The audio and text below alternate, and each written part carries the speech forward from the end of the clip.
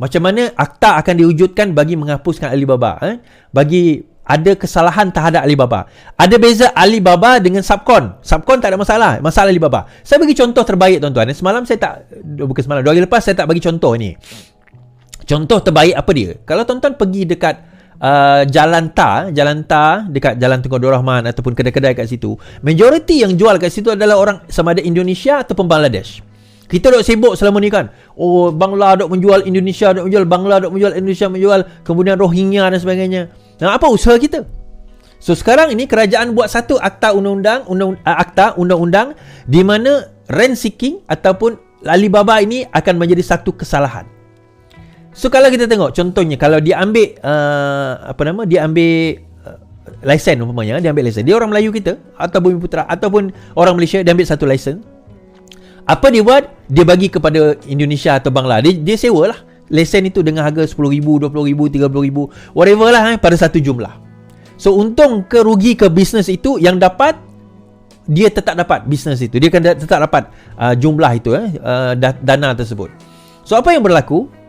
Dia dapat, tapi orang tu yang menjual. So bila kena tangkap, kena serbu oleh KPDN umpamanya, dia kata, saya pekerja kepada bos saya, padahal dia yang owner. Dia yang owner. Jadi kerajaan sudah ada mekanisme macam mana nak memastikan perkara ini tidak berlaku. Kenapa? Apa masalah dengan Alibaba ni? Number one, bila mereka itu jadi tauqid, agak-agak tuan-tuan, duit tu pergi ke mana? Dia hantar balik kat negara dia. So berlaku ketirisan, tu yang pertama. Yang kedua, bila dia majikan, dia ambil pekerja mana? Dia tak ambil pekerja lokal, dia ambil pekerja luar. Yang ketiga, tidak berlaku true transaction di dalam bisnes. So kalau dia nak buat bisnes, dia buat bisnes lah. Kalau dia tak nak buat, ada ramai lagi orang yang nak buat bisnes di tempat itu. Bagi pada orang tersebut yang betul-betul niatnya memang nak buat bisnes. Jadi ini adalah satu mekanisme yang sekarang ini diwujudkan, yang tak pernah difikirkan. Now kita bercerita tentang menoktahkan kemiskinan tadi, miskin tegar. Adakah orang pernah terfikir macam mana nak menoktahkan miskin tegar? Kerajaan ini fikir. Kerajaan Anwar Ibrahim, Rafizi Ramli Anwar Ibrahim dan juga menteri-menteri kabinet memikirkan bagaimana cara kita menoktahkan miskin tegar. Sebelum kita bercerita menoktahkan miskin tegar, apa Rafizi buat? Dia buat satu formula macam mana nak buat gaji progresif. Sebab tak guna kita bercerita nak menoktahkan miskin tegar dengan cara bagi bantuan. Bantuan tak akan selesaikan masalah miskin tegar, tuan-tuan. Kita boleh aid ni, bantuan ni, dia sekali-sekala boleh. Tapi kita tak boleh bagi tiap-tiap bulan. Ini yang kerajaan sebelum ini buat. Dia kata, tengok kami dah bagi bantuan, therefore settle lah masalah. Settle masalah. Tak, masalah tak settle. Masalah tak settle. So macam mana cara nak selesaikan masalah ini? Antaranya Rafizi kaji tentang gaji progresif. Bagaimana meningkatkan gaji progresif? Ada majikan, ada persatuan majikan-majikan seluruh Malaysia tak setuju. Bukanlah tak setuju, dia macam mempertikaikan. So kalau bagi gaji progresif, habis kami macam mana? So kerajaan juga akan memikirkan bagaimana, macam saya sebut 2 malam lepas, kalau gaji ini progresif meningkat, majikan kena ada peningkatan di dalam pendapatan. Salah satu cara peningkatan di dalam pendapatan adalah tidak ada rent seeking. Rent seeking ni, tuan-tuan, ni bukan sub tau. Beza sub, dia ni contohnya civil engineer. So dalam bahagian electrical dia tak pandai, M&E kan, mechanical and electrical dia tak pandai. So dia sub kepada M&E, tapi dia masih lagi main. Arkitek dia tak pandai, so dia sub kepada company arkitek, tapi dia masih lagi laksana sebagai main con. Tak ada isu. Itu sub-con, contohnya freelance sebagainya, dia masih ada. Yang dimaksudkan rent seeking ni, tuan-tuan, dia dapat projek. Baru-baru ni saya ada seorang juga, ada satu projek ni 125 juta. Dia nak jual projek itu, dia nak ambil commission 3% ke 5%. Saya kata, sorry, not interested. Tak berminat. Itu contoh kan. Dia dah dapat projek tu 125 juta. Tapi apa dia nak buat? Dia nak subkan pada orang, lepas tu dia ambil percentage. Orang tu, yelah katalah 125 juta, katalah dia ambil 10%. Katalah 10% 1.2 juta. Maksudnya, daripada situ, belum start lagi bisnes, kos untuk subkon orang yang ambil projek tu tadi tu adalah 1.25 juta. Ke 12 juta? 12 juta, sorry. 6 juta. Kalau 5% 6 juta. Kos dia, belum start projek lagi, kos dia dah 6 juta, tuan-tuan. 10% kan? 125 kalau 10%, yelah. 10% Betul lah, 10%. Dah 12 juta. Kalau 5%, 6 million. So cost dia tak start lagi bisnes dah ada 6 juta kat situ. Ini belum cerita rasuah tuan-tuan. Saya pernah cerita kawan saya dulu kan. Dia dapat satu projek tu. Projek dia tu lebih kurang dalam, kalau tak silap saya, dia sebut hari tu 100 million ke 50 million. 100 million sih. Saya tak ingat lah. 50 million macam tu lah. 50 juta dia punya projek. Ke 100 million.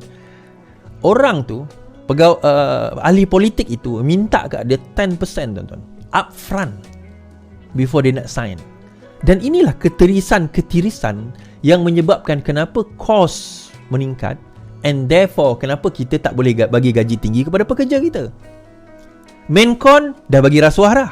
Kita subcon ni, saya pun subcon juga tuan-tuan. Saya subcon ni dapat pula projek, tapi projek tu dia paksa bayar rendah. Kenapa terpaksa bayar rendah? Sebab dia pun kena ada kos dia nak kena cover. Ada kos dia nak kena cover. Jadi kami pun kena bagi pekerja kami harga yang rendah. So bayangkan kalau dia boleh naikkan kami punya pendapatan daripada segi jumlah payment tu lebih tinggi. Kerana apa? Kerana dia tak perlu bayar rasuah. Dia tak perlu dapat projek tu second hand atau third tier, fourth tier, tingkat ketiga, tingkat keempat. Dia dapat terus direct. Di situ dia boleh bagi direct kepada kami sebagai subcon ni. Daripada segi subcon ni dia boleh bagi lebih kepada pekerja. So dia ada dual mekanisme. Satu mekanisme gaji, satu mekanisme majikan. So dua-dua ni kena parallel. Kerajaan kena intervene untuk memastikan bahawa benar-benar perkara ini berlaku. Baru kita boleh bercerita tentang gaji. Baru kita boleh bercerita tentang kos hidup. Tuan-tuan, saya nak cerita isu kos hidup ni, kita kena faham inflasi akan berlaku. Selagi mana kita dah menuju ke arah negara maju ni, inflasi akan berlaku.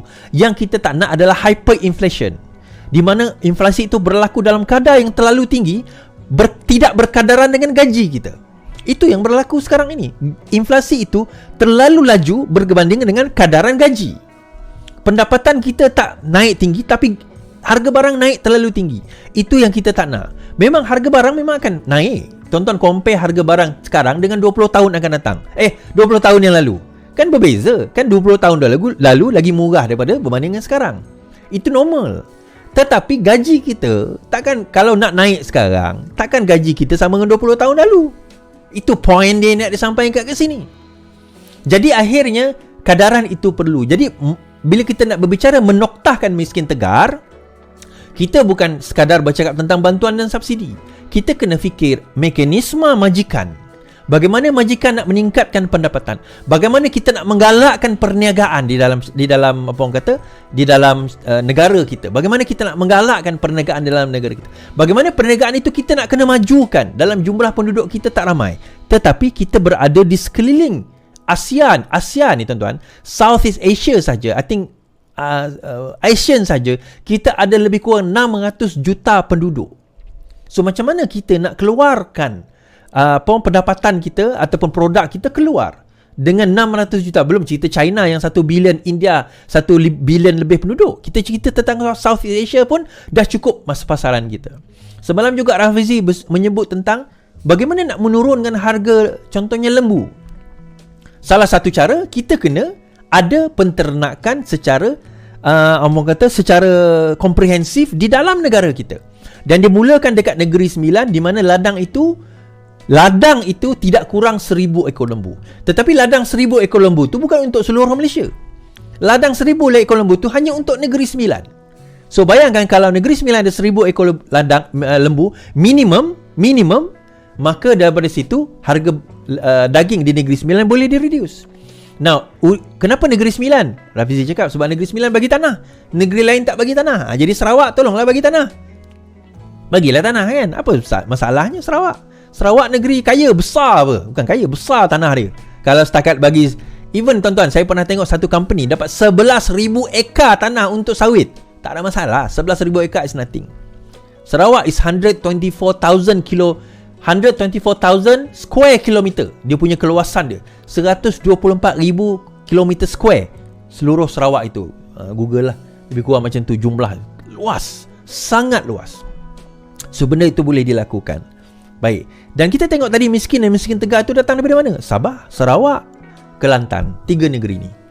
Sabah, Sarawak ni ada minyak lah. Lepas ni ada potensi untuk dia nak keluarkan daripada kadar kemiskinan. Kelantan bagaimana?